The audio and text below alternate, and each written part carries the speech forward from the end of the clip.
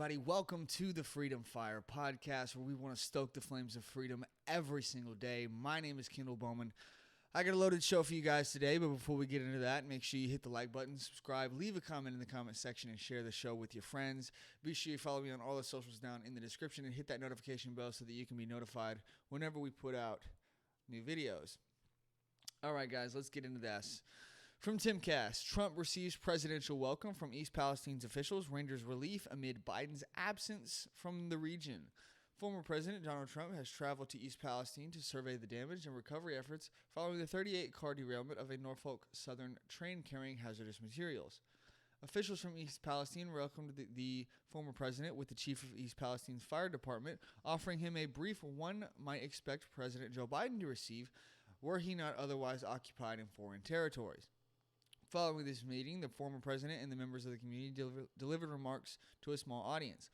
We're here today in East Palestine to show our love and support for our fellow Americans in this hour of need, Trump said.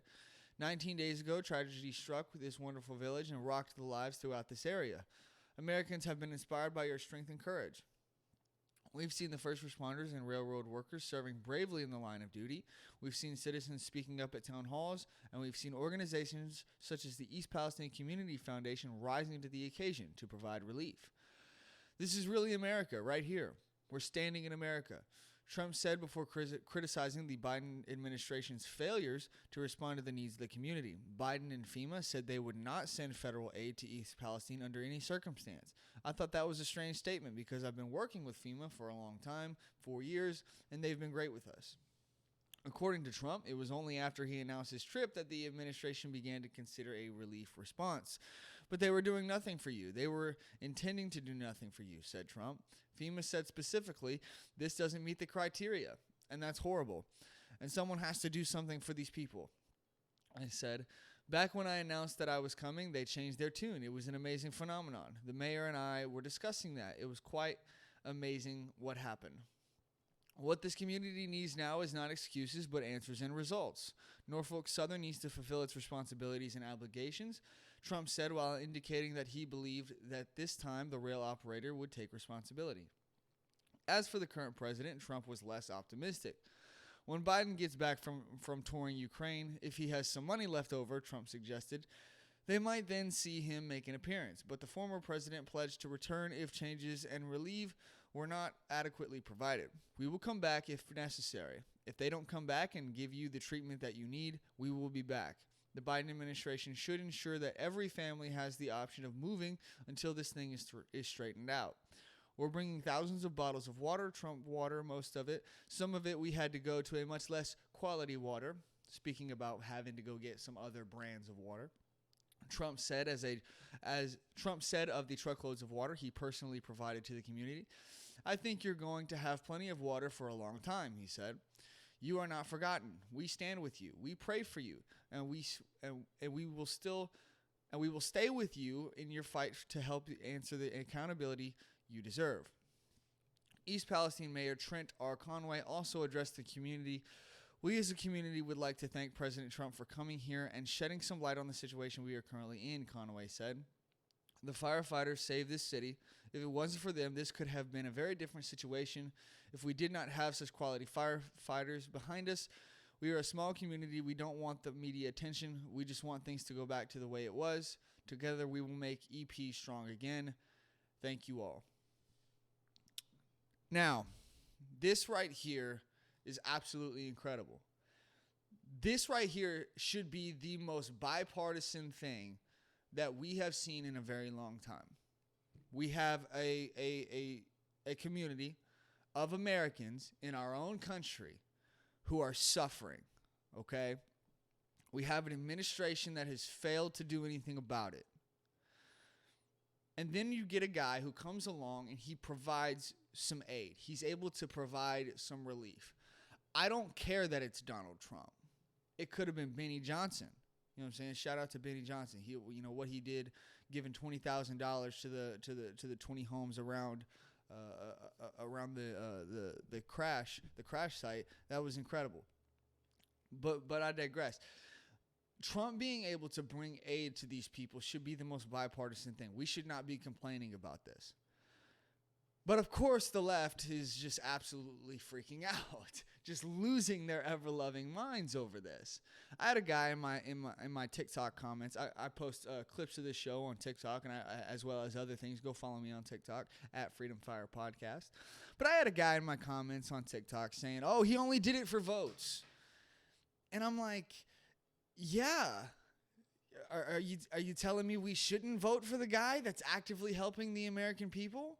You want us to vote for the guy that dipped out whenever the Americans started suffering, whenever this entire community was falling apart, whenever they don't have any clean drinking water. Guys, it's Flint all over again. It's Flint all over again. What did Obama do to help Flint? Nothing. What has Biden done to help East Palestine? Well, it took Donald Trump coming and doing this for him to finally do something, for FEMA to finally get involved, for the White House to finally get involved, for Pete Buttigieg to finally show up. I'll talk about that here in a second. But ultimately, this is an incredible thing. And this right here is Donald Trump from 2016. This is 2016 Donald Trump showing up, showing out, getting into the communities, showing that he is the president, that he is the candidate that truly cares about the American people. And you can say, oh, he did it for votes, all he wants it. But yeah, I'm going to vote for the guy that's treating us right. You know what I'm saying? Because at the end of the day, Ukraine is not America. You want to go treat Ukrainians right, that's fine. But don't expect me to vote for you. I'm going to vote for the guy that is doing right by Americans. Not by Ukrainians, not by anybody. By us, by the American people. So obviously this visit for Trump was incredible. He's doing, I believe he'll probably be doing pretty well in the polls after this. However, Pete Buttigieg is his visit didn't quite go so well. I want to share this with you. So Mayor Pete, why did it take you an entire 2.5 weeks to actually get here to respond to East Palestine? Will you apologize to the residents of this city for the slow response? He's got no answer. The government's slow response. Do you have any apology? Running from the questions. Sure. Just so can we ask why it took him almost 3 weeks to get here? I'm sorry, I don't want to do this on camera. Yep. What was his personal time off while there was a tragedy happening here? And can we also ask too why he waited until President Donald Trump came here to actually make an appearance? This is a very important question that people across America would like to know. I'm happy to have a conversation with you. I do not want to be on camera. Please put the cameras away. I will be happy to answer your questions off camera. Why? Why is that? Oh, that's right, because I don't want you to hear what I have to say. I don't want the public to hear what we have to say. Here's the problem with this, guys. All Pete Buttigieg has to say is, look, we're sorry. We should have been here sooner. We're here now for you guys. Let's get this cleaned up. Let's fix this mess. Yeah, we didn't show up in time. That's on us. But we're here now, and we're going to fix this. That's all he has to say. But he can't. You want to know why? Because that gives Trump a win. That gives Trump a win. And they can't do that. They're so prideful. You know, pride comes before the fall. And these people are so prideful. They refuse to give Donald Trump a win. They didn't even show up until Donald Trump did. They didn't give a single bit of aid until Donald Trump did. And it ticked them off, and they finally did something because they couldn't give Trump a win. They couldn't let Trump beat them like he is currently right now. This story is beating the freaking Biden administration in the teeth right now, dude. They are getting their teeth kicked in over this story. The American people were abandoned by its own president. And it took the last president to come in and actually do something about it before the White House would even get involved. And of course, the American people can't even get an answer. We can't even get an apology for the abandonment of the American people. Giving $500 million to Ukraine while Americans suffer. It's unacceptable. The least that we deserve is an answer from this administration, and we got nothing. We got running from reporters. We got turn off your cameras. We got you guys are being aggressive and inappropriate. No, what's aggressive and inappropriate is abandoning the American people while they're suffering and going to a foreign nation and giving them $500 million while Americans suffer with no clean drinking water. Their livestock are dying. Their crops are dying in this community. This community's dying because of your actions and your failures. Take responsibility. And of course, we got this story. Video showed wheel bearing was in final stage of overheat failure before Ohio train derailed, report says. Now, there's a bunch of reports going around from people saying that it was Trump's fault. He rolled back the braking safety regulations. I agree. That's bad. Donald Trump, back when he was in office, he shouldn't have done that.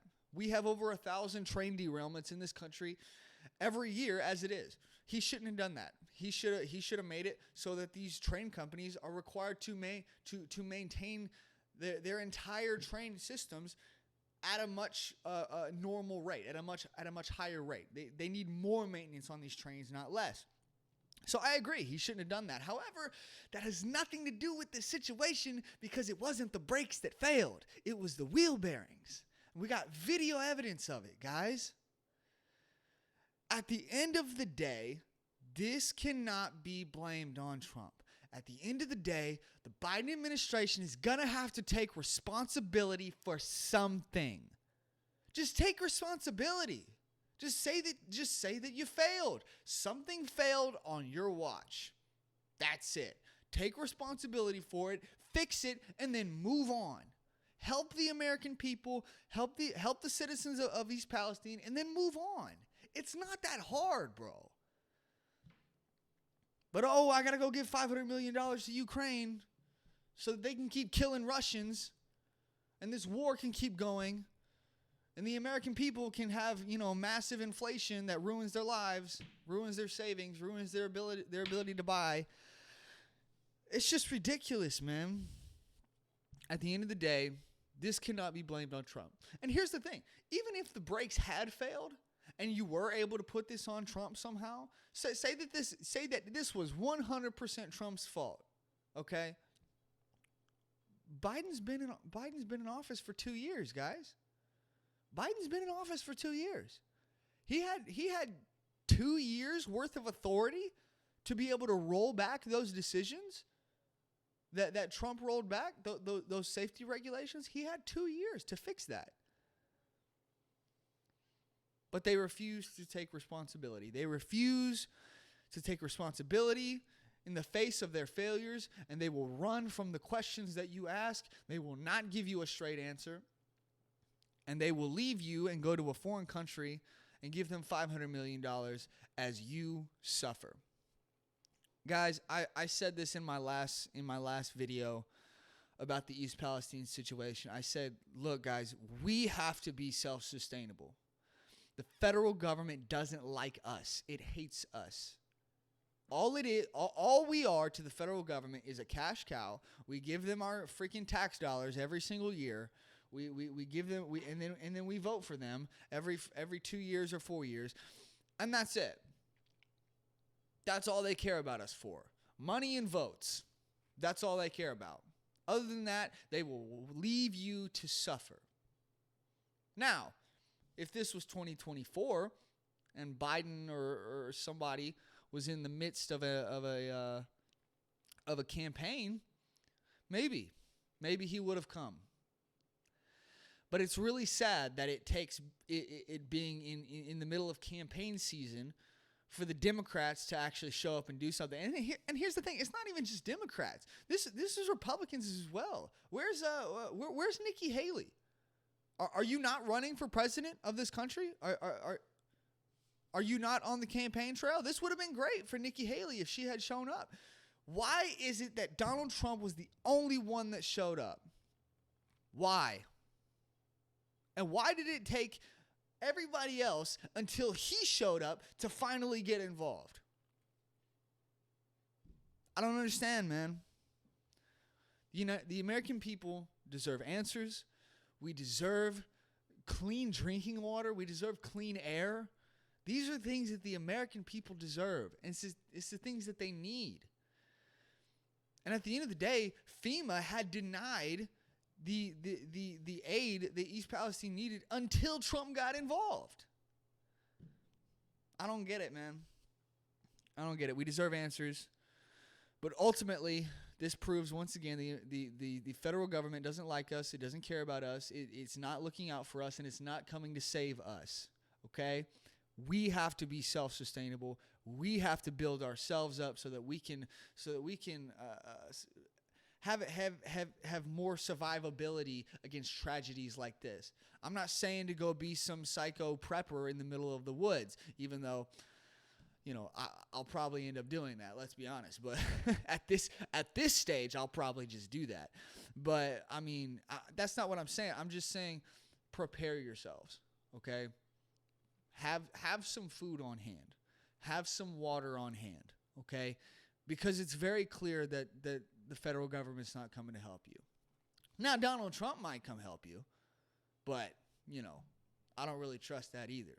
So let's just be self-sustaining. Let's look out for one another. Let's look out for ourselves. Let's look out for our communities as a whole. We have to come together when the government is failing to help us, okay? All right, guys, I'm going to leave it there. I will have another show coming for you guys on Monday. I will see you guys then. Thank you guys so much for watching. Thank you for all of the likes and the views that you guys give. Thank you for any of the comments that you guys give. You know, leave a comment in the comment section. If you think that my commentary on this is wrong, tell me why. Let's have a discussion in the comment section. And by discussion, I actually mean discussion. Being a jerk in the comment section will be a really good way to get blocked. I want to have a conversation with you. I want to talk about these things. I even want to debate these things. Let's do it. But don't be a jerk, okay? So let's do that in the comments section. Leave a like on the video if you like what you see. And I will see you guys in the next video. Thanks, guys. Bye-bye.